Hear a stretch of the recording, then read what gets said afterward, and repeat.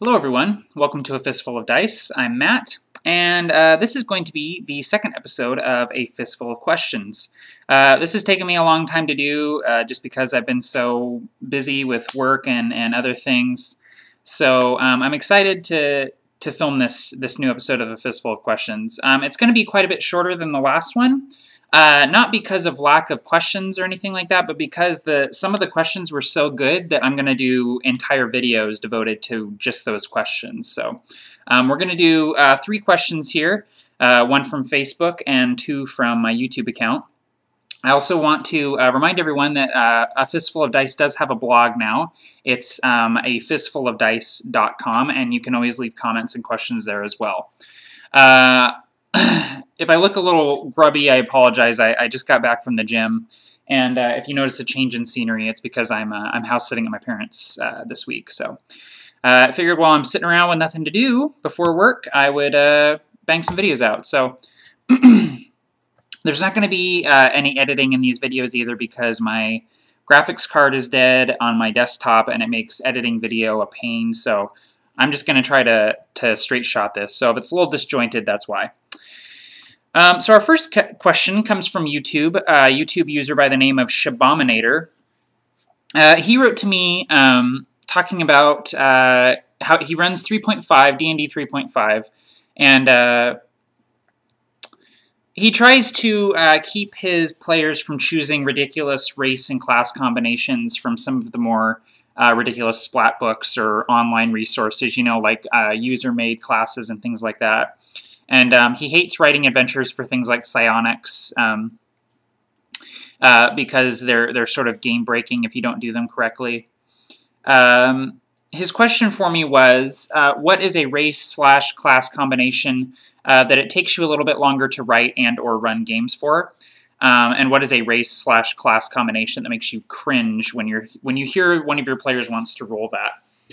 I would say that 3.5 was really bad about this. Near the end of 3.5's lifespan, there were a lot of ridiculous classes. Things like Spirit Samurai that just broke the game. Ridiculously overpowered things. I think that for me, I always roll my eyes a little bit whenever a player wants to play something ridiculous, like a non-standard race with a non-standard class or something like that. For me, I feel like you can get a lot of variety out of just standard races and classes. Now, that's not to say that, you know, there aren't good things in the advanced race guide or the advanced class guide or, you know, in splat books or anything like that. But, you know, with feats and skills and stuff like that, I mean, you really get a lot of variety. You know, you can have 2 human fighters that are completely different characters mechanically. But I would say that whenever a player comes to me and they're like, I want to play a half vampire, I think they're called dampers, dampfears, I can't remember what they're called, but a half vampire,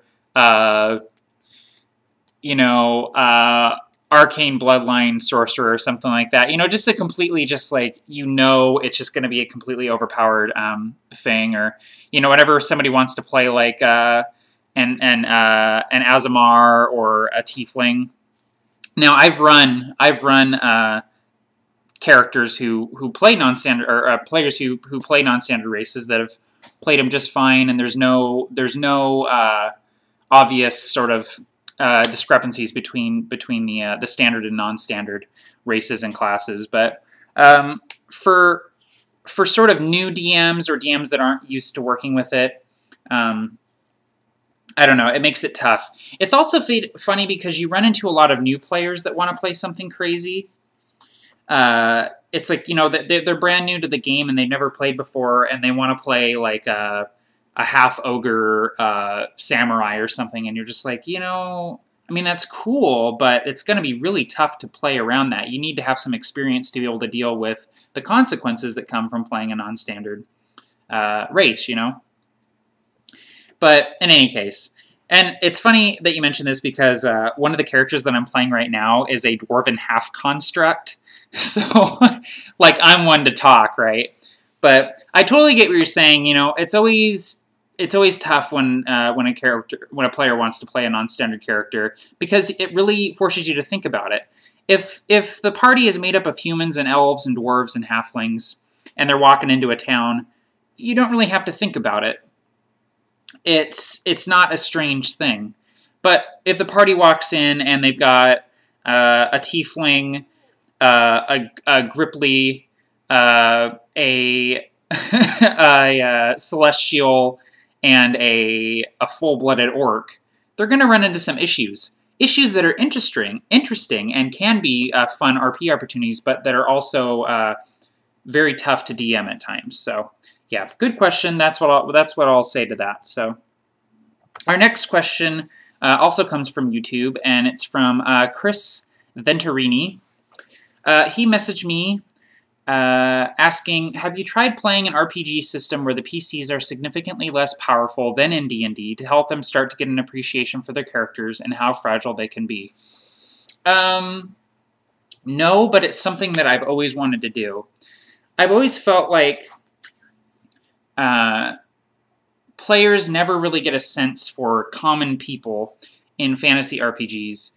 Even a level 1 adventurer is pretty good and pretty much better than a commoner. You know, a level 1 fighter is going to be significantly more skilled than a farmer.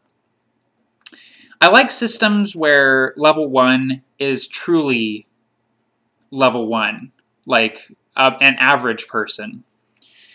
And I've never played a system where that's the case, but I'm definitely interested in doing that. I feel like D&D 4th edition, I don't like that idea of level 1 characters. A level 1 character in D&D 4th edition already has some adventures under their belt, and they're already far and away better than the average person. I feel like in other versions of D&D, and specifically 3rd 3.5 Pathfinder, a level 1 character is, while probably more skilled than a common person, is still very fragile and can die very easily, and is usually out on their first, adventure or two. So, but it's definitely something I want to do. So I might do that sometime. And then I got a Facebook question from Natural 20 Films, who has a great YouTube channel you should check out. He asks, concerning RPGs, do you draw a distinction between old school gaming and modern gaming, or is it all just gaming to you? I definitely draw a distinction between old school and modern gaming, but I think that the best kind of gaming is an amalgamation of both of those things. I feel like old school gaming, people sort of have nostalgia lenses on about old school gaming, and I'm a pretty young guy. I'm 24, and I started gaming with 3rd edition, so I don't have a lot of experience with pre-3rd edition tabletop gaming, but I do feel like old school gaming is very much run and gun type gaming, and obviously there are exceptions to this rule, but and obviously there were some good RP elements to old school gaming, but old school gaming was very focused on dungeons, acquiring loot, and killing things. And yeah, that's sort of the basis of tabletop gaming and D&D in general. But I feel like with modern gaming, I don't know if it's just a shift in sort of the theater, or a shift in sort of the consciousness of gamers, but I feel like nowadays it's easier to find really rich storytelling happening, very nuanced characters, intense RP, things like that. I feel like that was less common with old school gaming, where it was more about killing the bad guy and getting the loot and leveling up. But that's an intense generalization, but that's just sort of the sense that I get from it. I feel like modern gaming too gets a little bit too wrapped up in the rules, whereas old school gaming was very much was way more loosey-goosey, way more up to the DM or the referee or the GM to sort of make the calls. Modern gaming can get really heavily focused on rules and specifics and sort of exceptions to rules and things like that, which can it can bog you down quite a bit. So there are good things from old school gaming and good things from modern gaming, and I feel like my style of gaming and of GMing is sort of mingling the two, and I feel like at the halfway point between old school gaming and modern gaming, that's the sweet spot. You're adventuring, you're having fun, you're delving into dungeons, but you're also progressing your characters and developing a very rich story with your friends. So yeah, that's what I'll say to that one. So yeah, this was a really short questions video, but like I said, I got about questions that I'm going to do separate videos on. So look forward to those for sure. So if you did ask me a question and you didn't see it in this video, I'm probably doing a whole video devoted to that question. So thanks to everyone who sent in questions. As always, you can leave questions down below in the comments, which I will answer in the next A Fistful of Questions video. I really want to get in the habit of doing one of these like once a month. So, so yeah, thanks again to all who sent in questions, and yeah, take care and happy gaming all.